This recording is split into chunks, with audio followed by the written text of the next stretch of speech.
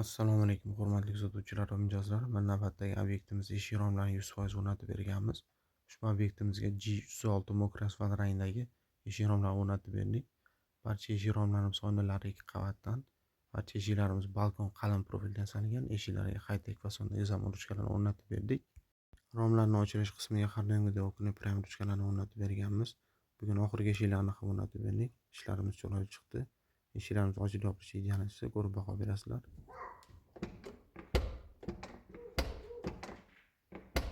Kimga shunaqa sifatli xizmatlar kerak bo'lsa aloqaga chiqib qolasizlar, ishlaringizni chiroyli qilib bitiraveramiz.